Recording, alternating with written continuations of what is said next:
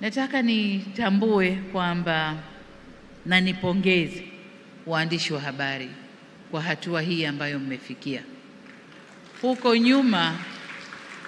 Huko nyuma mlikwama, lakini kwa sababu, na miongoni mwa masuala yaliyokuwa yanakwamisha tasnia hii kutoa mchango wake stahiki ni kukosekana kwa ujuzi na uzalendo.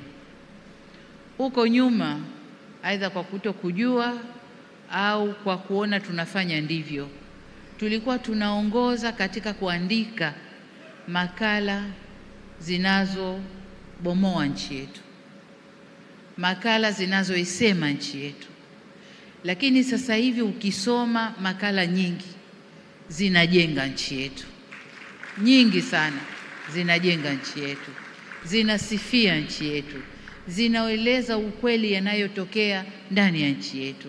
Na hata pale mnapoeleza mabovu, ni mabovu ambayo kweli yanahitaji kuelezwa ili serikali ione na kila mtu aone, tuchukue hatua.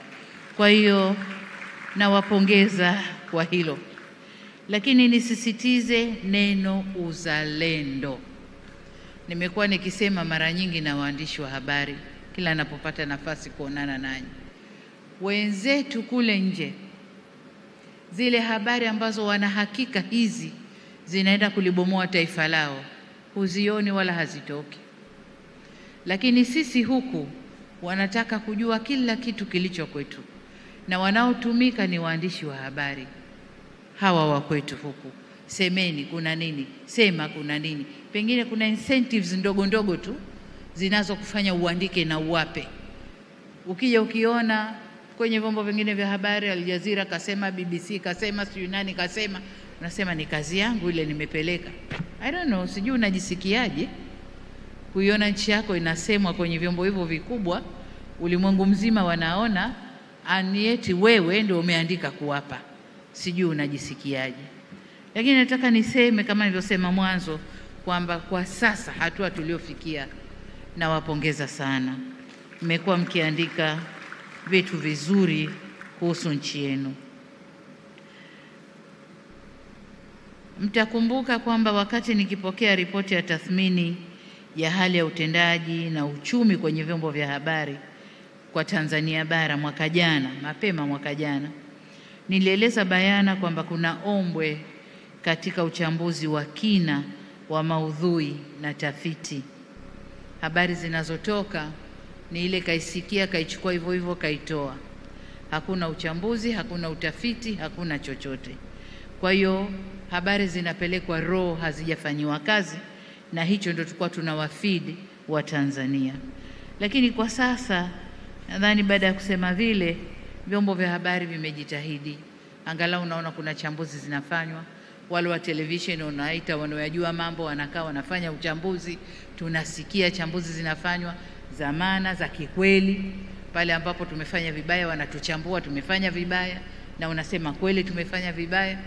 Tulipofanya vizuri wanasema yes, hapa pamefanywa vizuri. Kwa hiyo tumefikia pazuri, na mimi nataka niwapongeze kwa mara nyingine TAMWA na TCRA kwa kuona kulichukua lile ombwe na mkathubutu kuendesha mafunzo kwa waandishi wa habari wengi walioko hapa, na matokeo ya mafunzo yale ndio haya ambayo leo tunayaona. Of course wamefundishwa huko nyuma, lakini imezidi kuwajenga na sensi ya uzalendo, na kwamba wameweza sasa. Nilikuwa na chati na Millard Ayo hapa wakati anapokea cheki yake. Kaambia Millard Ayo, yuko wapi? Yuko yule kule. Ujambo babangu? Si jambo, shikamo marahaba. Kaambia umechoka kutuchora babangu? Sema nimekuwa mkubwa siku hizi siandiki tena hivi. Kwa hiyo tunaona matunda ya vijana wetu kwamba kuna mabadiliko yanaonekana.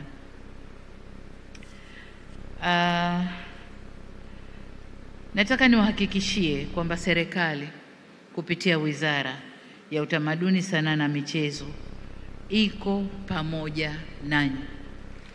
Tuko tayari kushirikiana nanyi kujenga uwezo wenu.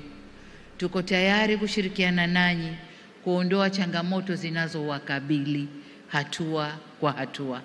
Kwa serikali iko pamoja nanyi kadri vile uwezo wetu utakavyokuwa, basi tuko tayari tuzungumze, tuone changamoto ni zipi, tuzifanyie kazi na sekta hii, tasnia hii ya habari iweze kuendelea vizuri. Jengine ni lile ambalo limesemwa kwamba katika mambo niliyoahidi ni kuleta au kukuza uhuru wa vyombo vya habari, na hili takwimu zinasema wenyewe kwamba Tanzania uhuru wa vyombo vya habari ni mkubwa na unakuwa siku hadi siku. Lakini kuwa na uhuru wa vyombo vya habari maana yake si kukosa uzalendo kwa nchi yako. Uhuru wa vyombo vya habari, zungumza, sema, chambua, lakini uzalendo uwepo. Hapa ndipo ulipozaliwa, hapa ndipo ulipotoka, hapa ndipo utakapomalizikia. Na wengine hata ukienda nje ukimalizikia huko, tunakuja kuchangishwa huko, jamani arudishwe huko utarudi. Kwa hiyo Tanzania ndio baba, ndio mama, ndio kila kitu. Niombe sana tupende nchi yetu sana sana sana. Kuna maswali ambayo napenda niatilie mkazo. La kwanza,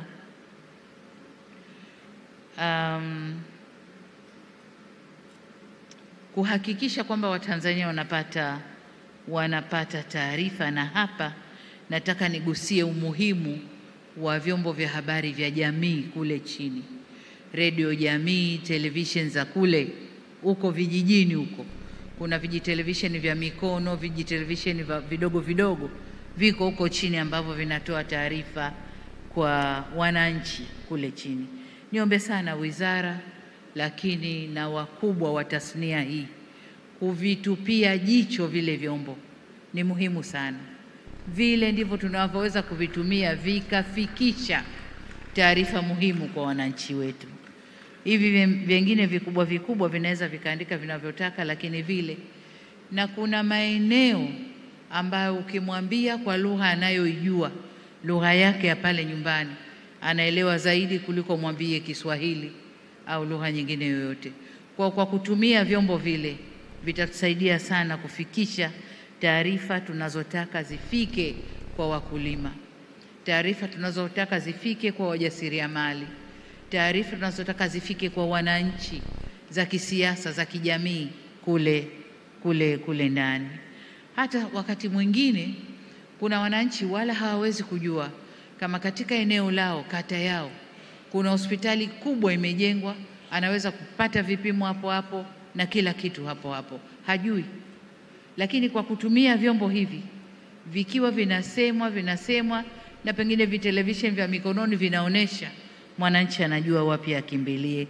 Niombe sana tuzitumie redio jamii na televisheni ndogo za mikononi zilizoko kule chini. Jengine nalotaka kulisisitiza hapa ni kuzingatia matumizi ya takwimu tunapotoa taarifa zetu. Unajua, unaweza tu ukasema kuanzia mwaka huu mpaka mwaka huu uchumi wa Tanzania umekuwa kwa kiasi gani, hamna takwimu, watu hawajui. Lakini unaweza ukatoa takwimu umekuwa kwa 5.5%. Maana yake nini kukua kwa 5.5%? Inamgusaje 5.5? Inamgusaje mwananchi wa chini? Inamgusaje mkulima? Inamgusaje kijana aliye kijijini? Kukua kwa uchumi 5.5 ni kazi yenu, na nimeona kuna zawadi za waandishi wa habari za uchumi hapa. Kwa wale waandishi wa habari za uchumi, ni kazi yenu kufanya uchambuzi, kufanya analysis, mkawaambia wananchi maana yake nini kukua kwa uchumi kwa 1% yoyote ile, mwananchi wa kawaida inamgusaje. Lakini pia kutumia matumizi sahihi ya lugha yetu adhimu ya Kiswahili. Matumizi sahihi. Tuna Kiswahili tunachokisema mitaani humo, tunasema, tunaelewana, lakini kuna Kiswahili ambacho lazima kitumike kwenye vyombo vya habari. Kina Kakatido wanajua. Ukimpa chombo leo Kakatido sema, kina Eda Sanga na wengine, hata tumia Kiswahili hiki chetu hichi tunachotumia huku kawaida. Tatumia Kiswahili sanifu ambacho wananchi wanatakiwa kukisikia na kukielewa. Lakini pia tukikitumia vizuri ni kukuza lugha yetu, ni kukuza lugha yetu. Kwa mfano, vijana leo mwambie hebu nenda chumbani, kuna pesa pahali fulani, nenda kachukue. Atarudi aje kuulize nichukue bei gani, badala ya kusema nichukue kiasi gani, anakuuliza nichukue bei gani. Sasa hapo, au yale alosema Waziri Kabudi hapa, mtu anakuandikia kabisa ripoti au mtangazaji anasema amekwenda waziri mkuu kukagua kiwanda cha nondo na amesema amewataka wafanye biashara wa nondo bei ziwe nzuri ili walaji wapate kununua kwa bei nafuu. Nani anakula nondo? Nani anakula saruji? Ni watumiaji. Lakini kwa sababu neno consumer, to consume ni kula, basi kila kitu ni kula, ni kula, ni kula. Tutumie lugha yetu vizuri na tuitumie ili wananchi wapate kuielewa vizuri. Hilo ndilo nalotaka kulihimiza leo. Lakini jengine pia ni suala la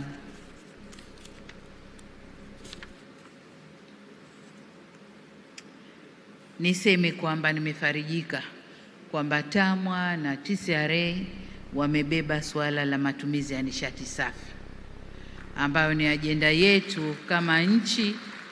Kama nchi tumelibeba bara la Afrika kwenye ajenda hii.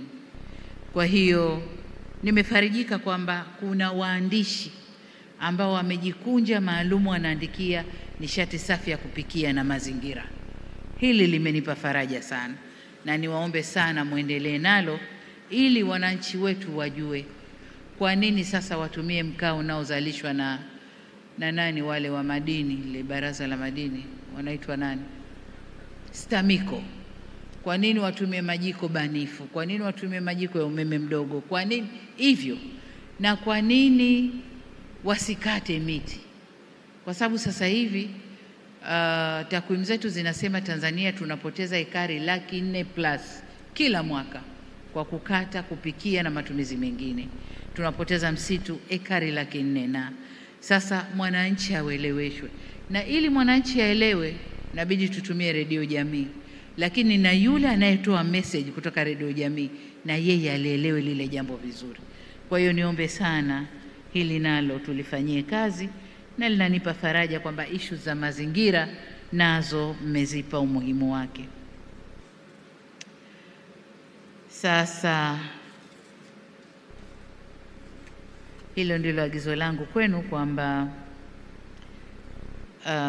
lugha ya Kiswahili lakini na taarifa ziende vizuri. Ila jengine ni waombe tena TAMWA na TCRA msichoke. Mmefanya mafunzo ya awali, jipimeni mmefika wapi, muendelee na mafunzo katika hatua tofauti. Mara hii mmefanya ya uzalendo, lakini kutakuwa kuna mafunzo mengine. Angalieni tu kwenye tafiti zenu, zitakwambieni kasoro zilizoko kwenye uandishi wetu. Hayo ndio mambo ya kukaa na waandishi wa habari mkawasaidia, na wale wabobezi wakatusaidia ili tukawa na kada nzuri ya waandishi wa habari. Swala la mafunzo, tusichoke kwenye mafunzo mafupi na marefu, tusichoke kwenye mafunzo. Kwa upande mwingine niseme tu kwamba mwaka huu ni mwaka wa jambo kubwa. Nchi yetu inakwenda kwenye uchaguzi mkuu. Niwaombe mtumie kalamu zenu kuhamasisha umoja, amani na mshikamano nchini. Kalamu zenu zilinde nchi yetu. Mrisho Mpoto leo alisema kwa hajui kwamba ulinzi sio kazi ya polisi na jeshi peke yao, na yeye kama raia. Lakini kalamu zetu zinalinda nchi yetu sawa sawa na jeshi linavyolinda mipaka yetu. Kalamu tukizitumia vizuri tutakuwa salama. Tukizitumia vibaya basi usalama utakuwa haupo, kwa sababu yanayosomwa. Namuona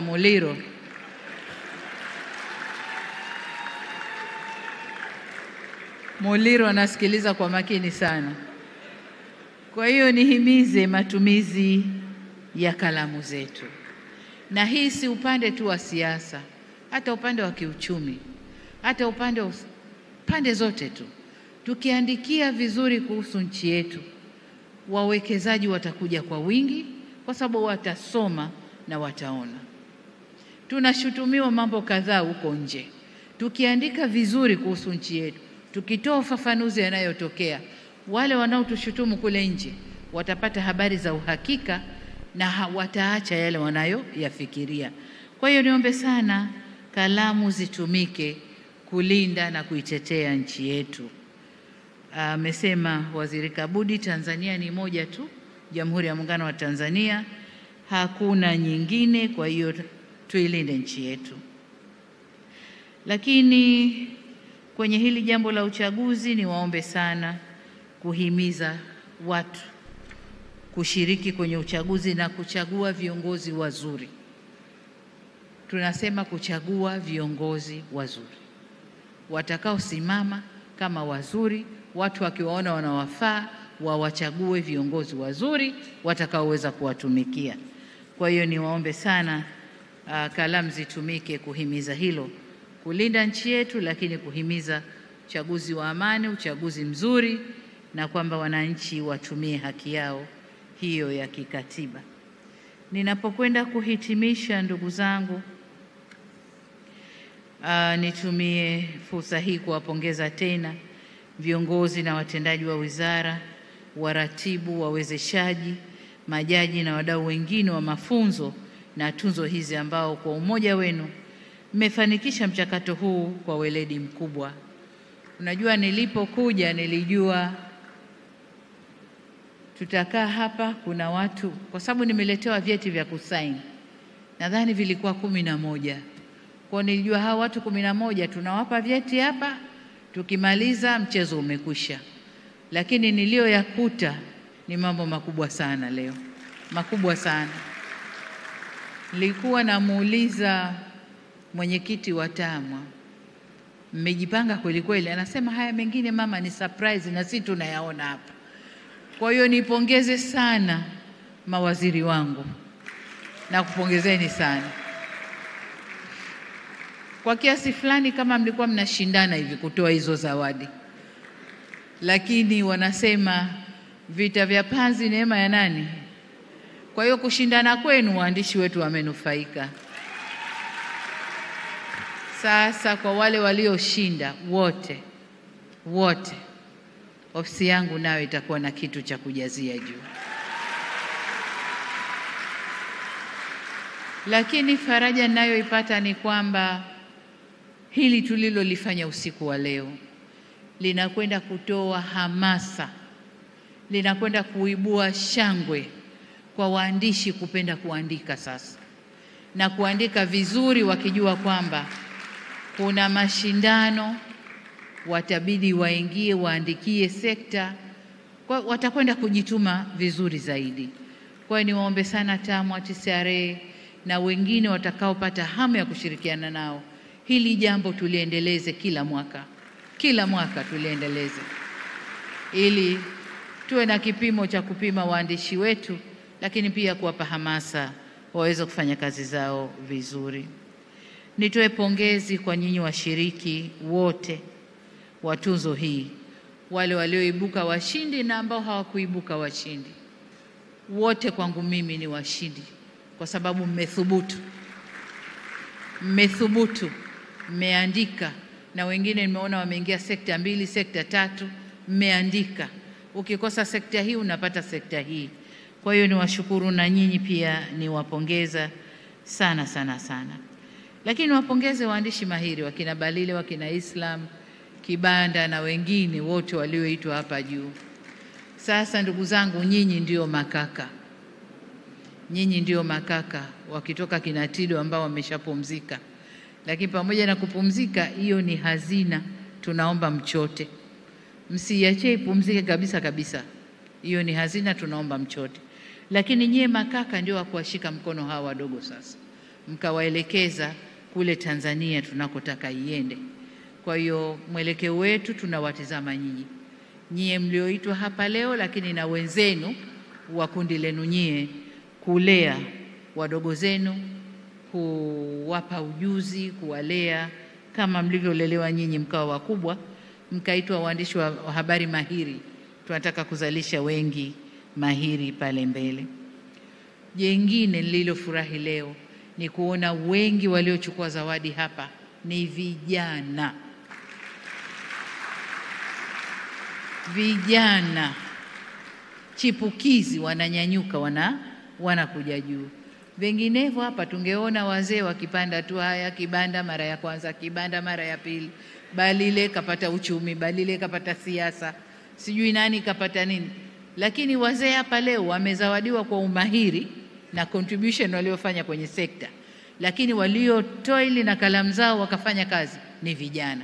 Vijana wangu, hongereni sana, tuwapigie makofi mengi sana.